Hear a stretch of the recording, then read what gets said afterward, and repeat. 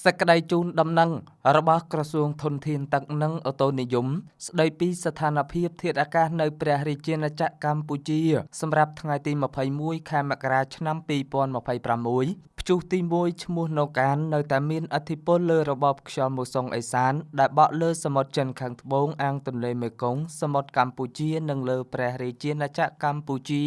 ស្ថានភាពបែបនេះនឹងធ្វើឲ្យធាតុអាកាសចាប់ពីថ្ងៃទី21ដល់ថ្ងៃទី23ខែមករាឆ្នាំ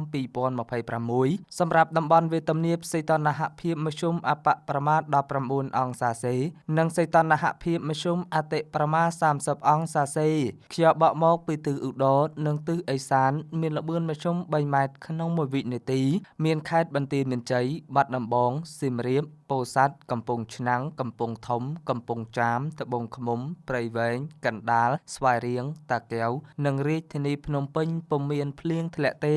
រីឯតំបន់ខ្ពង់រាបសីតុណ្ហភាពមធ្យមអបប្រមាណ17អង្សាសេនិងសីតុណ្ហភាពមធ្យមអតិប្រមាណ29អង្សាសេខ្យល់បក់មកពីទិសឧត្តរនិងទិសឦសានមានល្បឿនមធ្យម4ម៉ែត្រក្នុង1វិនាទីមានខេត្តឧត្តរមានជ័យបៃលិនព្រះវិហារក្រចេះរតនគិរីមណ្ឌលគិរីកំពង់ស្ពឺស្ទឹងត្រែងតំបន់ជួរភ្នំក្រវាញនិងជួរភ្នំដងរែកពុំមានភ្លៀងធ្លាក់ទេដល់ឯសម្រាប់តំបន់មាត់សមុទ្រវិញសីតុណ្ហភាពមធ្យមអបប្រមាណ19អង្សាសេនិងសីតុណ្ហភាពមធ្យមអតិប្រមាណ30អង្សាសេខ្យល់បក់មកពីទិសបូកនិងទិសអាគ្នេយ៍មានល្បឿនមធ្យម2ម៉ែត្រក្នុង1វិនាទីមានខេត្តកោះកុងព្រះសីហនុកំពតកែបនិងជួរភ្នំបូកគោអាចមានភ្លៀងធ្លាក់ជាមួយខ្យល់កន្ត្រាក់គ្របដណ្ដប់លើផ្ទៃដី